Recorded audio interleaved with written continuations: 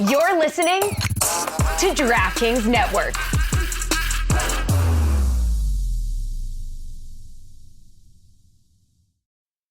When you think about businesses that are selling through the roof, like Skims, sure, you think about a great product, a cool brand, and brilliant marketing, but an often overlooked secret is the businesses behind the business making selling simple. For millions of businesses, that business is Shopify.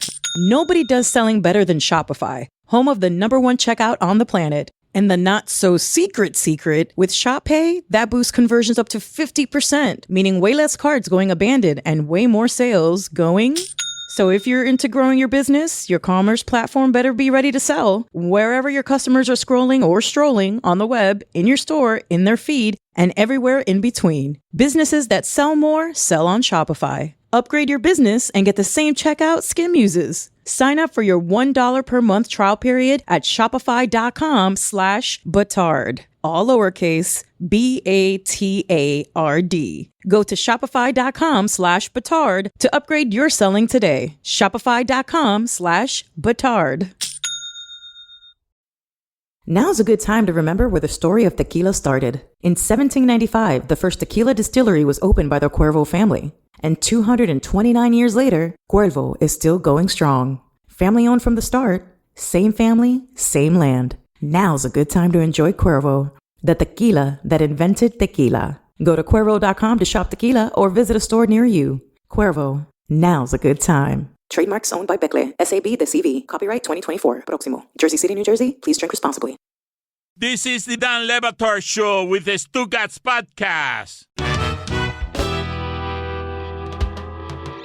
This man is a champion, and I've been an admirer of his for a lot of different reasons for a long time. I shouldn't be surprised that he's been so good at leadership, but he has been spectacular at leadership. Steve Kerr is with us, and I appreciate, Steve, that you've made the time on this day, National Voter Registration Day, to participate in what we're doing here and allow us to ask you some questions. You spoke at the Democratic National Convention recently, and I was scared on your behalf because that's a different task. Well, no matter how confident you are, that's a totally different thing than anything you've done before. So thank you for joining us, and take us through there how it is that you felt about all that, because I imagine it was a little bit scary. Yeah. And well, first of all, thank you guys for what you're doing today. I think it's really important to get everybody registered, as many people as possible. So appreciate the work you guys are doing.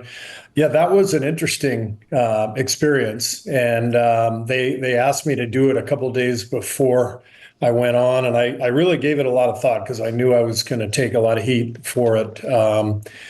But I wanted to make sure I got the right message across, what was most important to me. And, after thinking about it, I realized, hey, they asked me for a reason. They think it matters that I speak my mind. And so I decided to do it. And it was very nerve-wracking, but I'm glad I did it. Met a lot of great people. There was a lot of great energy in the building, and a lot of fun to be part of. Did you get a lot of heat, though? I got some emails, but generally speaking, the vast majority of people who contacted me were very supportive. I wanted to make sure my message was one of unity, especially coming off the Olympic gold medal performance by the team in Paris.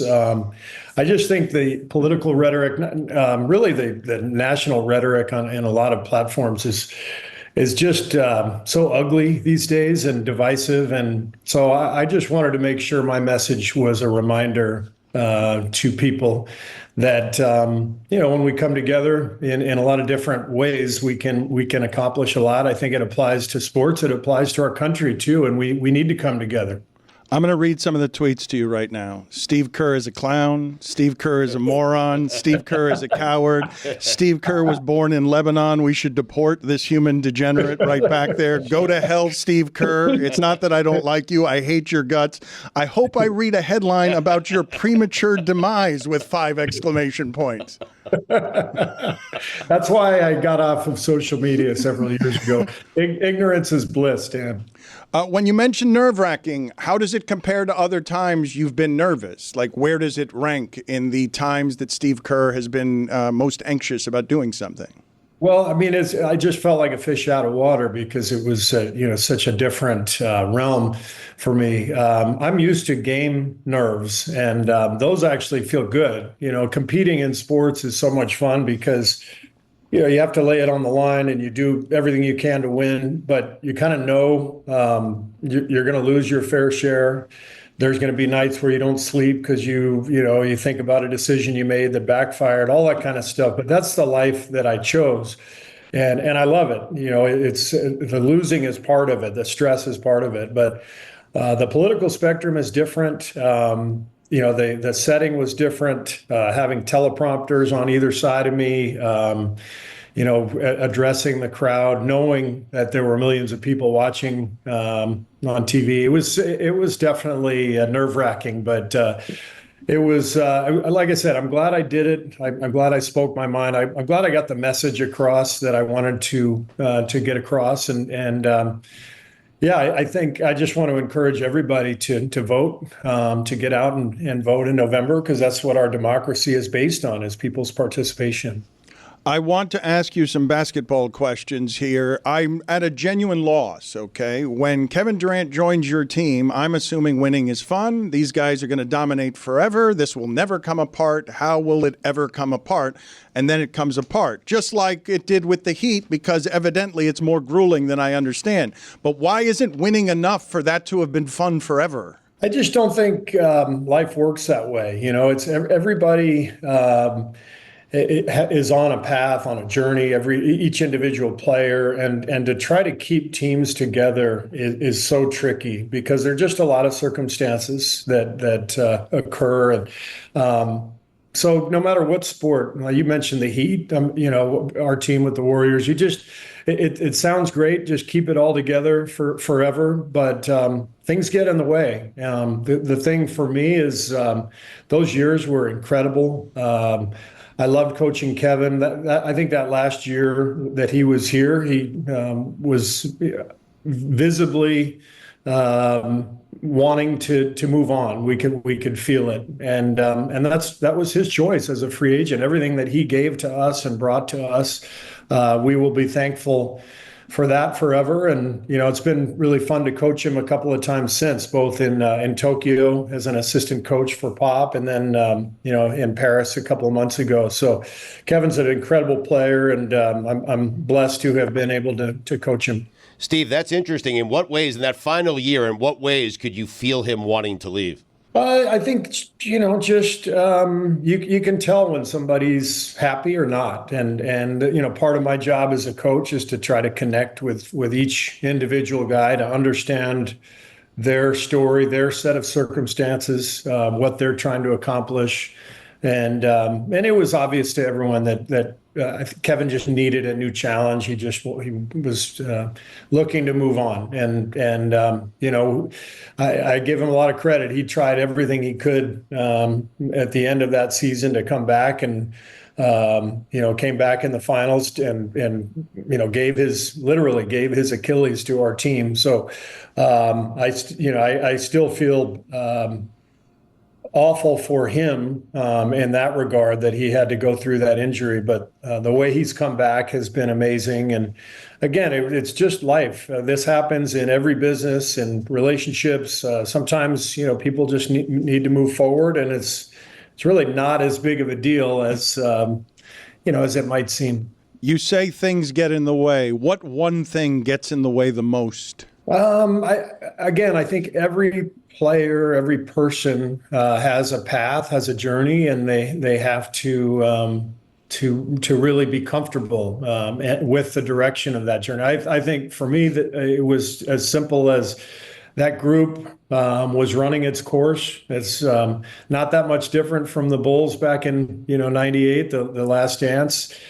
Teams, when you go to the finals year after year after year, it's exhausting, and it takes a toll on everybody. And so it was totally normal to me to see a team kind of run its course and have to take a new shape. That's not an answer to my question about what gets in the way the most of you being able to do your job. Everyone has a journey is not an answer to that question. I went to speak at the DNC because I know how to give political answers. Okay, I just did. I was genuinely curious. He's better than ever. I mean, he's great. That's it, and he does know how to do that. When you think of what Phil Jackson did for you in terms of teaching leadership, I've heard you talk about some of this stuff, but what did he do to you that you make sure not to do because you didn't like it? Literally nothing. I think Phil is a genius. I think he is one of the greatest coaches in any sport. What I learned from him is how to give everybody their space and their freedom, but at the same time maintain your authority as the leader of the team and give the team the vision and be unwavering in terms of the team's goal. And Phil was a master at balancing that. We all know the Dennis Rodman story. There was so much upheaval with that team, and Phil just let everybody be themselves, and yet never wavered from the path. And so that's what I learned from him and have tried to adopt here. I don't know if you can see that we have Honest Abe in the back as ombudsman here, so I need an honest answer for this question, or Abraham Lincoln will rain down fiery judgment on you. What is the angriest that you have been at Draymond Green? Well, there's a lot of examples. So that's Oh, boy. Yes, I would imagine so, but what's the first one that jumps to mind? I think that for sure the Jordan Poole incident. Draymond and I are a lot alike in many ways. People probably wouldn't see that from the outside, but we're both kind of maniacal competitors, and we've lost our minds with each other during games over whatever, disagreements about strategy. But he crossed the line with Jordan, and he knows it. He knew it immediately, and it made that season incredibly difficult for everybody. And that story has been regurgitated many times, but that's probably the time I was most angry. And there's your headline. You guys can tweet this. Well, thank you. Yes. I see your team back there right now. Well, that's Honest Abe is giving you a thumbs up there. No. For honesty. For honesty. Yes. There's your headline. Steve Kerr, in exchange for your vote, he'll give you a headline because he knows that any question about Draymond is going to get aggregated. All right, Steve, we like to play a game around here. It's called Shot for Your Life, okay? Shot for Your Life. You need to choose one guy to take a shot. If he hits it, you live. If not, you're dead. I mean, it's a little bit dramatic, but here we go. Here are your choices. Steph Curry or Larry Bird. Shot for your life. Steph Curry. Wow, you are dead. He did not stop. He didn't hesitate. Of course, he chose the greatest shooter ever. It's easy. That was the easiest question I've ever had to answer. No disrespect to Larry Bird. That's up to Larry. Steve, thank you for being on with us. Don't be a stranger, sir. It's always a pleasure talking to you. Congratulations on all the success. Thank you, guys. Thanks for having me. Listening audience, a lot has changed over our 20 years together. One thing that hasn't, the great taste of Miller Lite. Yeah. I think we're all saying the same thing. The only beer worth talking about is Miller Lite. Yeah. But here, just so we're clear, this is a Miller Lite show. I know it is. And hey, Roy, out of curiosity, when you were winning your barbecue competition, I'm sure debates sprouted everywhere. But one thing that's not up for debate, the undebatable quality of Miller Lite. You tell them. Oh, it's low and slow, by the way. Over the last couple of years, one thing that hasn't changed, great taste of Miller Lite, and another thing that hasn't changed, less filling, only 96 calories per 12 ounce. They sparked this debate way back in the 1970s. The original light beer. You don't have to choose what's best. Miller Lite has great taste and is less filling. Tastes like Miller time. To get Miller Lite delivered right to your door, visit MillerLite.com/stand, or you can find it pretty much anywhere that sells beer. Celebrate responsibly. Miller Brewing Company, Milwaukee, Wisconsin. 96 calories per 12 ounces. Fewer calories and carbs than premium regular beer. Stugotz, I'm not going to lie. My golf game, I've really been struggling with my irons recently. Right. I struggle with that word. Irons. I can't say it. Go ahead. You're going to say it for me. Try, let me hear Iron. Yeah, I you can't say can't. it. I'm telling you, I can't say it. My iron game is always a work in progress. Yeah, but you're a good golfer, man. You're telling me you got better? I'm telling you, PXG is a game changer. Whether you're like me and you shoot low 80s, whether you're like Stugotz and you got a little bit of a higher score, you need to go to a PXG location, get yourself fitted, because these irons, I swear I've knocked 7 to 8 strokes off my game. So I've been playing golf for a long time. I've never had a fitting done. I went to the PXG fitting. I went out to Weston Hills Country Club. Steve, the fitter, was out there. It took less than an hour. I brought out my old clubs. He said, "What are you doing with these things?" Yeah. He threw them in the garbage, and he started making my new clubs. And what I realized, Chris, and Steve is fantastic, and if I ever get another fitting, the only place I'm going to is PXG. What he told me was, your grips are too thin, the clubs are too long, gave me shorter clubs, gave me thicker grips, and I have taken 5 to 6 strokes off of my score. PXG has multiple fitting locations in your area. You look up a location, you bring your clubs, you get fitted. Weeks later, you have brand new clubs, the best irons you've ever hit. The new Black Ops irons are game improvement missile launchers. They feature X-Core 2 technology. It's just a game changer. They're incredibly easy to hit. They're incredibly affordable as well. They are only $149.99 a stick.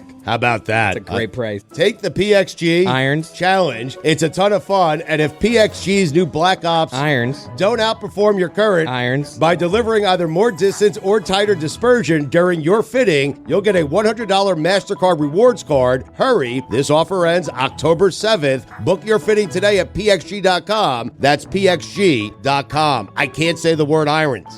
See? That's why Chris said it. Hi, it's Julio Gotti from the Dan Le Batard Show with Stugotz. Are you tired of feeling tired?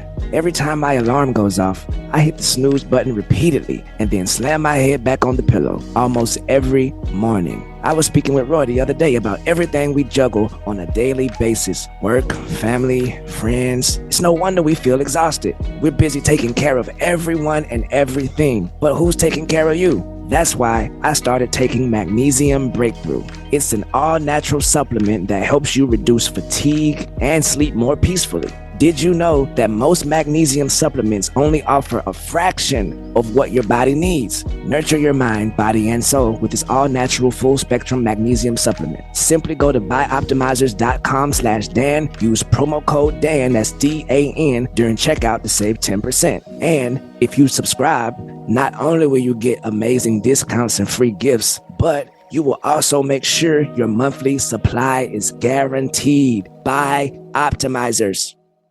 Dan Le Batard. It sounds to me like everybody could use a hug, because a hug is always the right size. Stugotz. All I have put in my body today is 3 cups of coffee and an entire cup of honey. Go to the penalty box. Don't let him fool you. He said in the break that he's jittery. This is the Dan Le Batard Show with the Stugotz.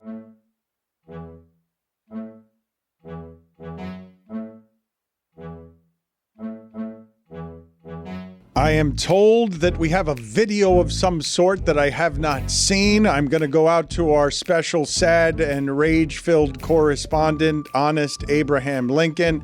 What is this video? So, as you know, we're participating actively in a telethon for a good cause, just getting people involved in the democratic process, exercising their American right to vote. But we all know that this is important. How do we get people to actually do that? We tried incentivizing by putting on an incredible show for you and being super informative. Also, if you text 57568 to Dan, you have an opportunity to get a sports vacation. You got that in reverse. You don't text that to Dan. You text Dan. Sorry. To Text Dan. We should give Dan's number out. What is your number, Dan? Let's If you text that, something to me, I'm just going to ignore it. It's just going to get lost. Don't text me Truth be told, anything. I said the word incentivize and I started getting really scared because I've been on like several Zoom meetings where they said, don't say that. That's right. So I'm not trying to do any of that. But you were being honest, Abe. Being honest. You can't help it. Every sentence should be preceded by truth be told. But we wanted to meet the moment, right? Anytime this country is facing something super important, any time of uncertainty, we always look to the most important people in the room to help guide us through that. Celebrities. Celebrities are the most important thing.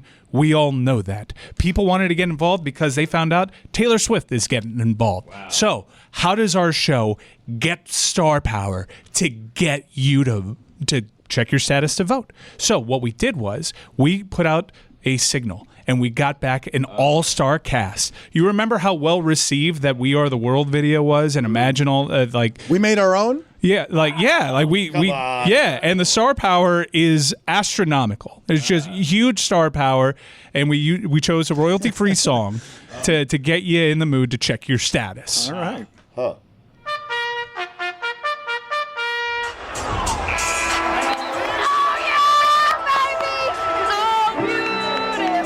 For spacious skies, for amber waves of grain, for purple mountain majesties above the fruited plain. America, America, God shed his grace on thee, and crown thy good with brotherhood. from sea to shining sea. Bigger than We Are the World. Crushed. God bless America. Special thanks to our all-stars, Montel Jordan, Michael Buffer, Kenny Mayne, and I think that was Stugotz. I could barely recognize it.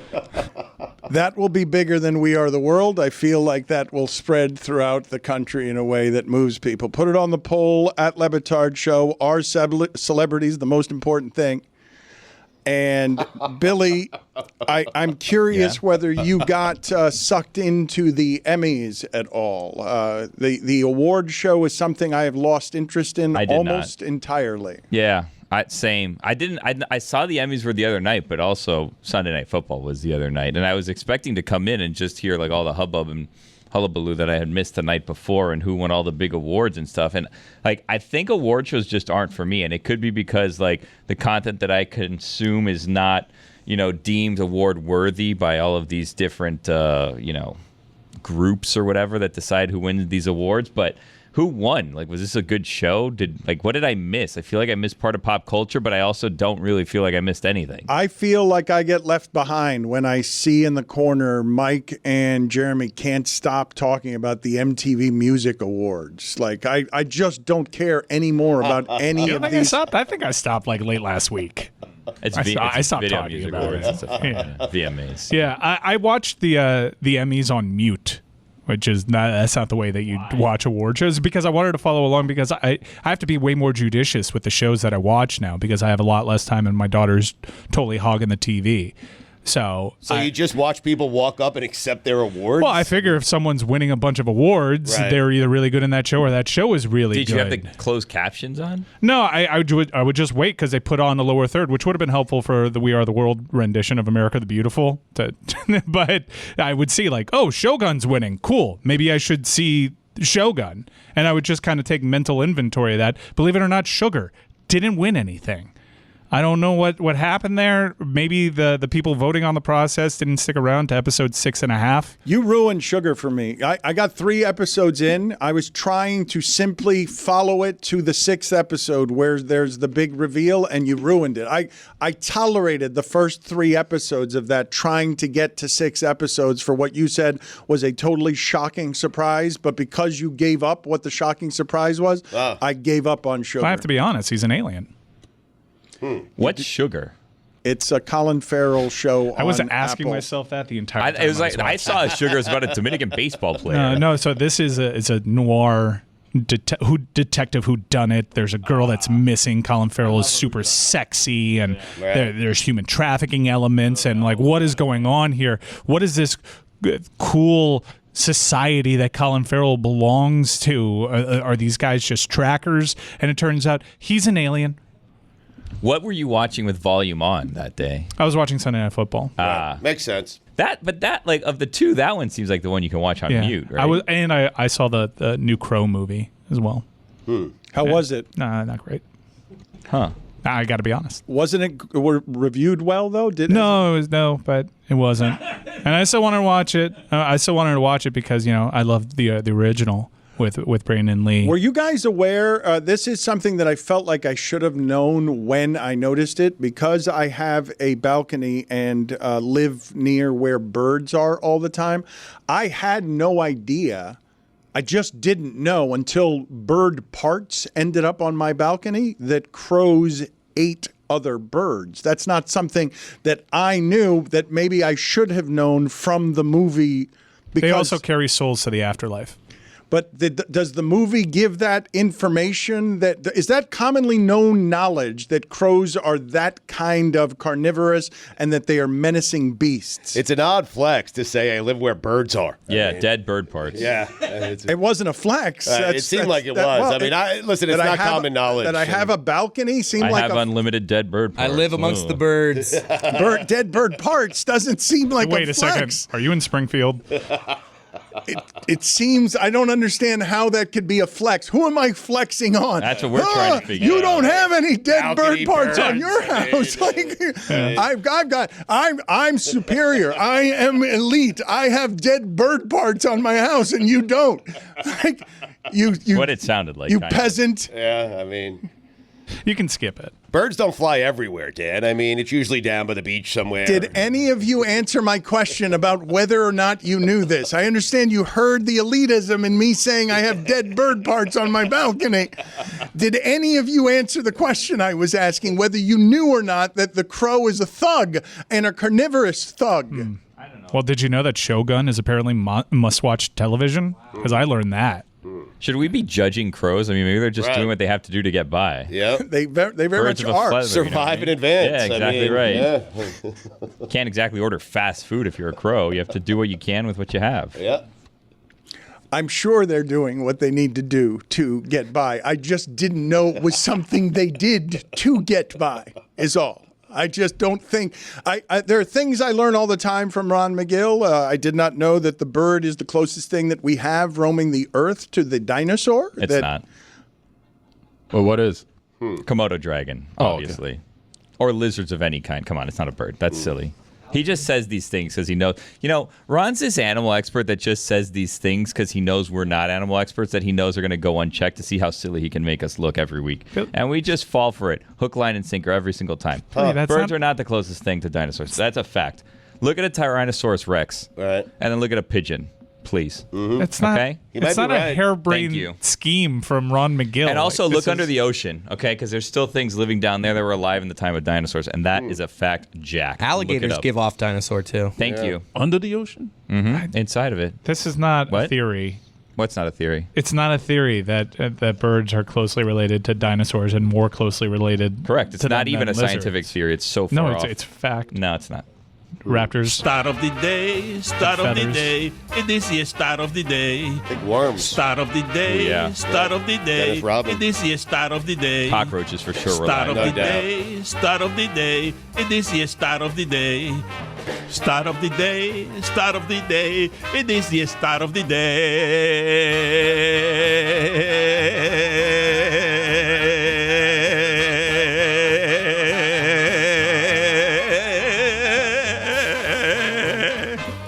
I ask again, who dressed Moose Johnston? This stat of the day is very funny to me. Kevin Fishbane recently tweeted, new Bears punter, Torrey Taylor, by the way, the only bright spot for the Bears in that game. He looks really good, this punter. He got a text from Caleb Williams when he got drafted by the Bears saying, hey, you're not going to punt too much here. It's a boss move by Caleb. They're just saying, hey, you're not going to be used a lot here. Since that text, the Bears have punted on 11 of 16 possessions. That's all he's doing. I have a question for you, Stugotz, that I got to thinking about the other day when the Giants lost. The game of football, okay, I know that it's called football, but the kickers are doing something that is different from what everyone else on the field is doing. And I believe their value is disproportionate. I kind of hate that people who don't actually play the violent parts of football are so responsible for the results. Right. And when the Giants lost to the Commanders, scoring 3 touchdowns, but lost to a team that kicked 7 field goals, at least in part because they couldn't kick the extra points when their kicker got hurt, it got me to thinking that if you're going to make the foot part of football so disproportionately relevant, if the kicker gets hurt, you have to have a second option that's not an absurd one. If you're going to make it that important to kick a football correctly when it seems to me a part of football that is different from all the other parts of football, if a kicker gets hurt, there has to be a situation that doesn't have the punter or the holder doing the important things in a way that decide a game that the Commanders can't win late because they don't have anyone who can kick a field goal. A relief kicker. I like the idea, but Dan, it can only be solved one of 2 ways. You either have to construct your roster where you have a backup kicker on that roster. Right. It's a waste of a roster spot. It is a waste. Or the NFL needs to add a roster spot. Well, no, but my point is, okay, because this league makes so much money, and I know these things are collectively bargained, it's kind of stupid that the limits make it on roster spots such that any game gets decided that way, where you're allowing a kind of incompetence to come over all of the strategy and all the results, and you're rendering the collisions worthless because some guy who doesn't actually play football gets hurt because he can't kick an extra point. Yeah, but I guess this goes against the spirit of the rule because you have an active roster, and NFL teams have just normalized this position doesn't get hurt, so we're not going to carry any backup insurance. Same as like the third string emergency quarterback. They have enough data to suggest that this would be a waste of a roster spot, so they've normalized you into thinking that this third left guard that also doesn't get into the game needs to be dressed when they all can do the math on their own and they can all hedge against that. They just choose not to. My point is that roster spots are kind of a stupid construction that's just collectively bargained because they can't pay another person for the thing that I'm talking about, which is there are only 17 of these. They're really important games. Don't let one of them get decided because somebody's got a bad hamstring and can't do the job that they're being asked to do. The reason that there's a third emergency quarterback is they're not going to have a situation like we had in a playoff game where the 49ers, they shouldn't have a situation like we had with the 49ers and the Eagles where Christian McCaffrey has to play quarterback because they've run out of quarterbacks. Like what you're doing, you're using your platform to openly lobby for something, but you're powerless in this situation. But there are real life things that are happening in your everyday life, Dan. I mean, you have bird parts all over your balcony. Yeah. Surely some sort of form of government can help you out here with this issue. But how can you complain about it if you don't get involved in the process? Are you even sure you can be involved in the process? When's the last time you checked your status, Dan? That's a good question.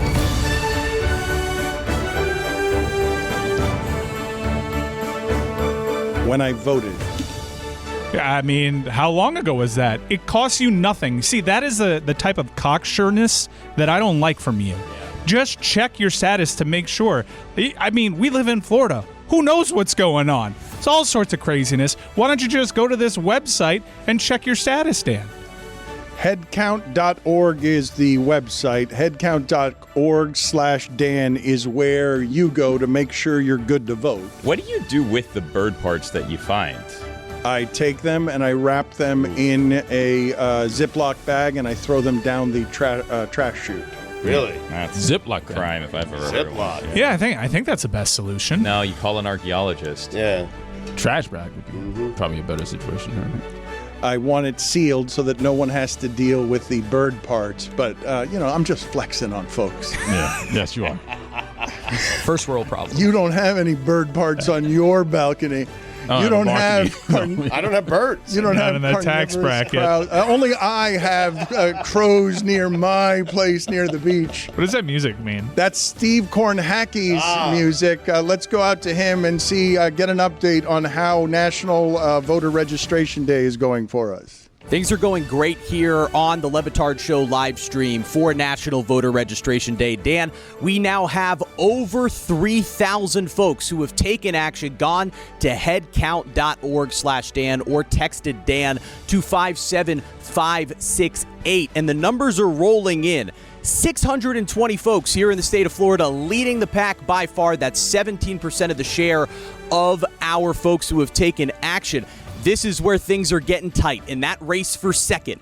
New York has 232 folks who have taken action, but both Texas and California tied at 226. We saw that West Coast surge as folks have awoken this morning. Texas really needs to start getting momentum going before our final update of the day. But as we take a look at some swing states, we now have over 100 people in Georgia, Michigan, Pennsylvania, and North Carolina who have taken action using our live stream today, using our website, using our texting service. How about 179 people in the state of North Carolina, that's 4.9% of our share, have now taken action. Dano, that's a swing state. 179 people could potentially swing things one way or another. We may be looking at going from a Le Batard lean to a Stugotz storm. Dan, back to you. Okay, never call me Dano again. What do you mean? Tony does it. Let me make 60 million to go, Dano. Make that clear. I'm going to rain down dead bird parts on all of you. It was 3,000 Stugotz, not 3 million. Yeah, Stugotz, your math is pretty dreadful. Not surprisingly. Can you believe we got Michael Buffer?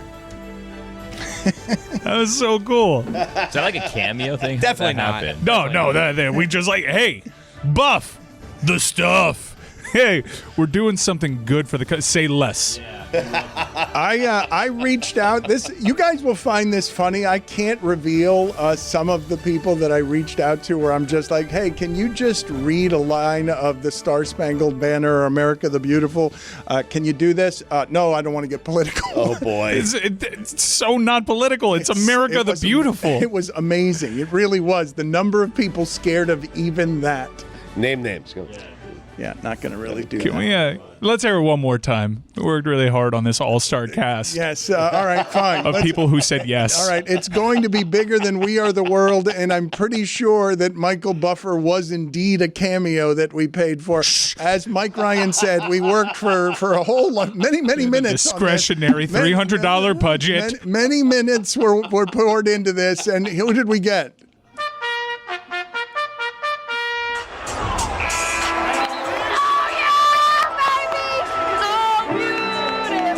For spacious skies, for amber waves of grain, for purple mountain majesties above the fruited plain. America, America, God shed his grace on thee, and crown thy good with brotherhood. from sea to shining sea.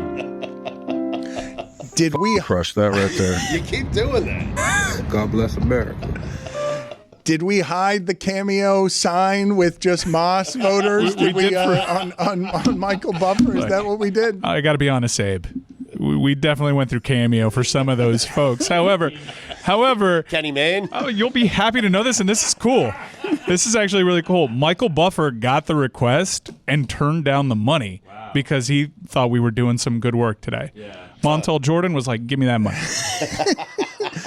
I would like to go back for a second because it's been a busy day and there have been a lot of plates spinning. I really don't think that we enjoyed nearly enough how wonderful a moment this had to feel like for Pablo Torre on Celebrity Family Feud. I've told you guys before, I cannot help it.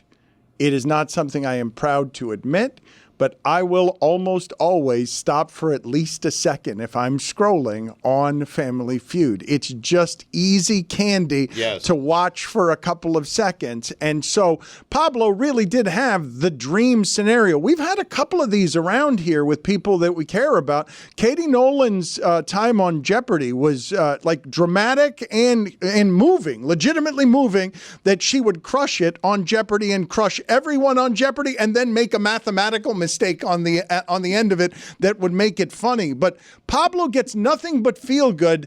You don't go into the last round needing 150 points and get the 150. Like, when do you ever see that happen? Somebody has failed spectacularly before Pablo here. I'm assuming it's Mina.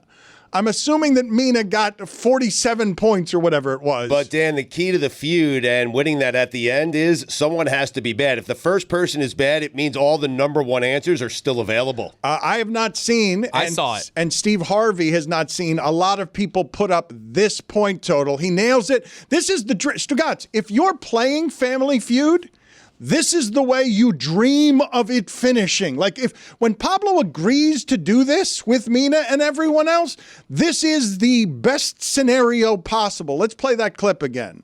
You need 37 points. Name a coin you throw into a fountain to make a wish. You said the penny. Yes. Survey said. Oh my God. Why?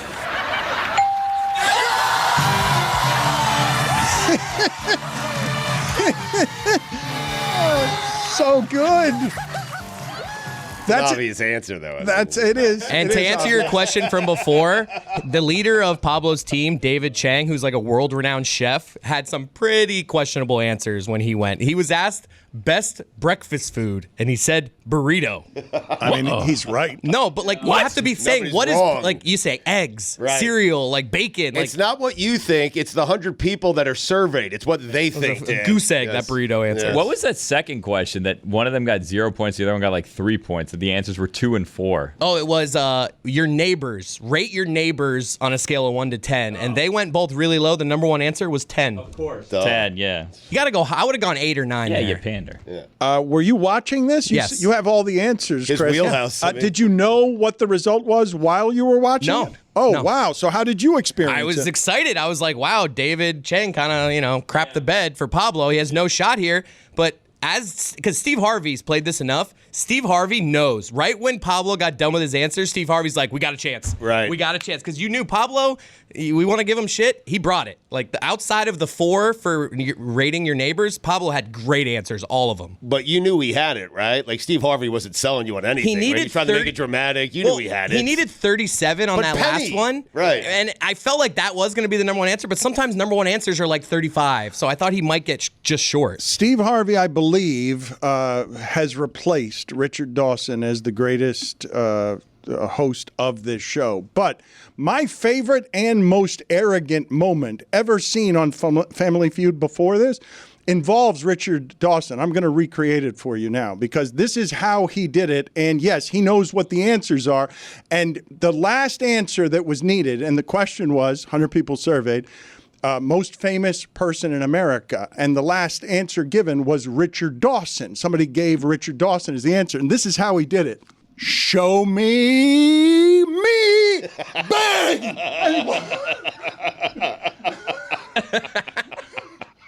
That went better than I expected. Listening audience, a lot has changed over our 20 years together. One thing that hasn't, the great taste of Miller Lite. Yeah. I think we're all saying the same thing. I The don't only think we beer are. worth talking about is Miller Lite. Yeah. Although, but here, just so we're clear, this is a Miller Lite show. I know it is. And 96 hey, Roy, out of calories. curiosity, Great taste. when you were winning your less barbecue filling. competition, I'm sure debates sprouted everywhere. But one thing that's not up for debate, the undebatable quality of Miller Lite. You tell him. Oh, it's Things low and have slow, by the way. changed over the last couple of years, One thing that hasn't changed, great taste of Miller Lite. And another thing that hasn't changed, less filling. Only 96 calories per 12 ounce.